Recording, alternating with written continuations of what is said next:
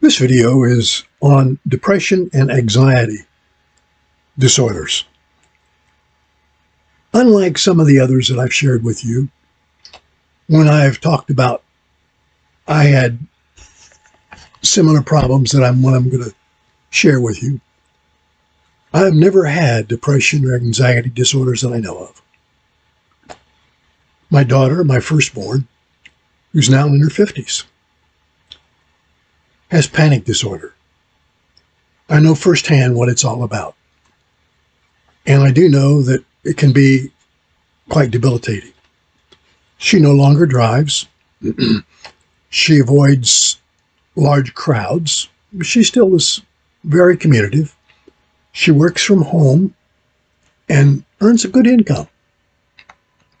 And is very pleasant. Good singer, and I wish she could go back to church to sing too, or any other place, be a singer. But that's just not something that was planned for her to do. Well, there's a story in Mayo Clinic, and it's about a fellow who was a pastor, and he had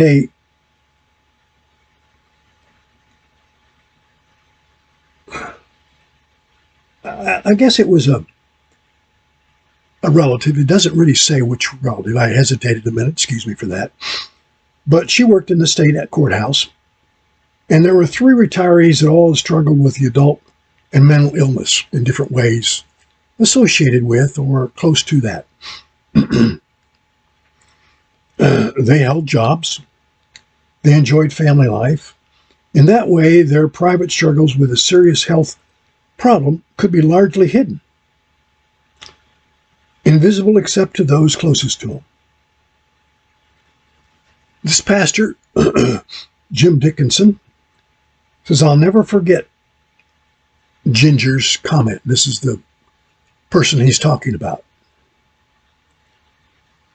He says, "I've been watching you for 2 days trying to see your mental illness."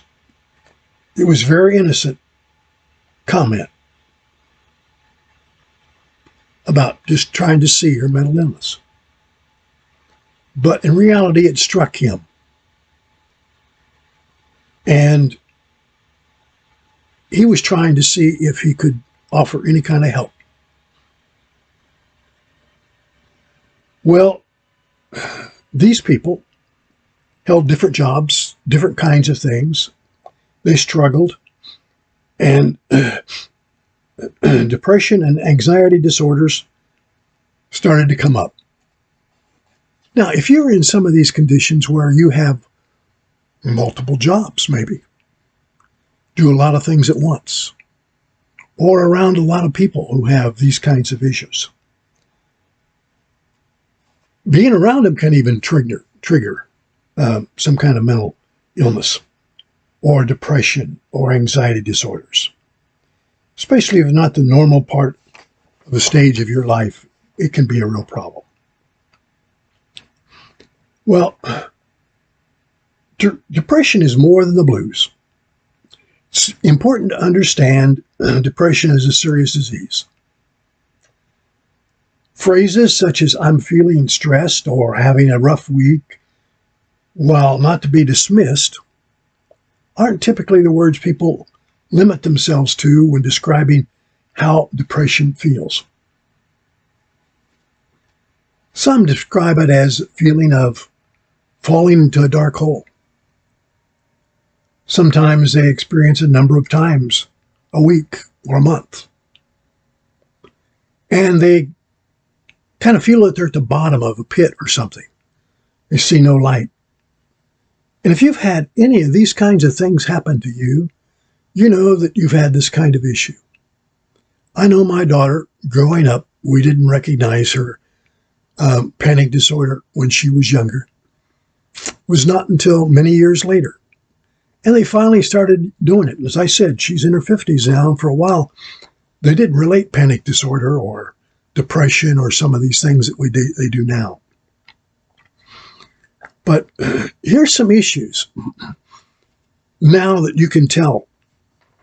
If you have a need to have something looked at. If you have little interest or pleasure in doing things, if it's more than half the days or nearly every day, watch out. If you're feeling down or depressed, again, more than half the days or nearly every day.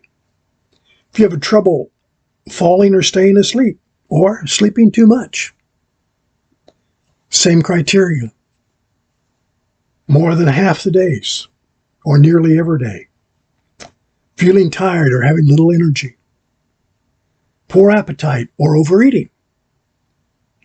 Feeling bad about yourself or that you're a failure or you've let yourself down or your family down. Again, more than half the days or nearly every day. Trouble concentrating on things such as reading the newspaper or watching TV.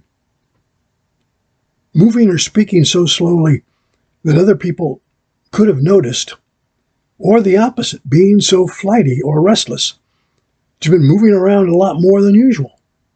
Maybe talking real fast. Thoughts about that you'd be better off dead or hurting yourself. Now that is a serious one. If that comes up even several days, that's a problem. But certainly more than half the days, or nearly every day. Check these out. Find out what your score is. Rate yourself a 1 if it's several days on any of these. Rate yourself a 2 if it's more than half the day on any of these. And a 3 if nearly every day. If your number is averaging even 2, take your number, total it, divide it by 9. There were 9 of them, I said. You can stop the video and check them out, look at them again. But if it's averaging 2, you need to get some help. Maybe even 1.5. Might want to consider it. But if you're averaging a 3, you really need to go find out what you can do. You need to manage depression. There are some positive about older adults with mental illness connecting with others with social media platforms that they can help diagnose the problem. That's even good. But there are some dangers, downsides that can manifest themselves in 3 different ways. Ironically, sometimes easy access to digital tools and information may inadvertently lead to less interaction with others. 2, always make sure that you spend most of your time connecting with healthy others in your lifestyle, so you know the differences. Number 3, be wary of online or email scams and other misleading information about this kind of struggle or whatever. Sometimes you can go on and get some good advice when they say Google it, go online. Other times you need to watch out. My advice, and I'm not a doctor, is if your score was 1.5 to 2 and that other thing I want, or if you've got any feeling of a problem with a little depression or downness or whatever, go have it tested. See if you're depressed. And then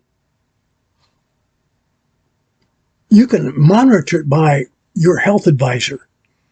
And maybe some of the things you have online can add to it and help you out a little bit. But you need to find out, first of all, are you susceptible to the kinds of problems they're talking about? Are you having sadness that does not go away, feelings, behaviors, loss of interest, pleasure in life? If you lost your pleasure in life, it's a clear sign. If your thoughts finding it hard to focus, that not only could be depression, it could be an onset of Alzheimer's. Or if there's physical symptoms, such as fatigue or loss of energy. Well, older adults with depression may not feel explicitly sad. They more often report anxiety, physical aches, pains, memory loss, or difficulty maintaining clear thoughts. Depression is usually common in people with diseases that affect the brain, but not always. And you need to be aware of them, checking them out. Remember the pastor I mentioned first? He explains how his signs that he was seeing in these other people and the symptoms of depression combined with other health problems and was actually helping these others to seek health problems. And so it is important to know when you have some of these signs. Now, anxiety, more than being on edge, it's feeling anxious, is a normal response to life's challenges sometimes. And it can be nothing real serious. It just could be a real problem area. But if it continues, if it's uncomfortable, and it has a disorder with it, and you're starting to worry more, it's a sign that you need to have it checked out. Don't hesitate. I don't have any strong remedies for that other than going to have it checked out and to know the signs, know when you need to get help. But a lot of times, some of the things you really can do are to get rid of that pressing job or don't do so many things at once.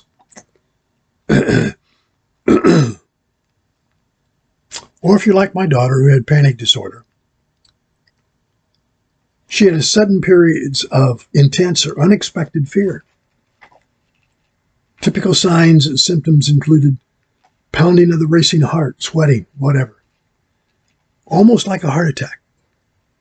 Phobias stems from an intense fear, avoidance of something. Social anxiety disorder, wanting to get away from a lot of people. All of these things are signals, and you could help them by limiting your contact, trying to reduce all your stress, and maybe some of the things that's causing high blood pressure, or whatever it might be. But the key point here is you need to take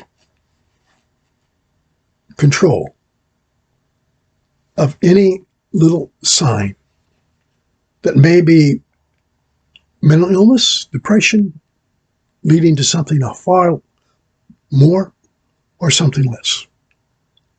I know from my daughter, personal experience, we try to help her the best we can. And I know that she has times when it really gets to her. And if you've had any experiences like this, find somebody, not only your health advisor, but them first. But find somebody you can rely on that can calm you down and help you. Best thing I can tell you.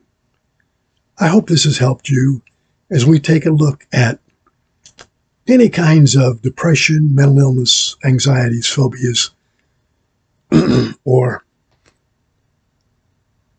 panic disorders. Don't leave them untreated. Thanks for watching. Hope this has helped.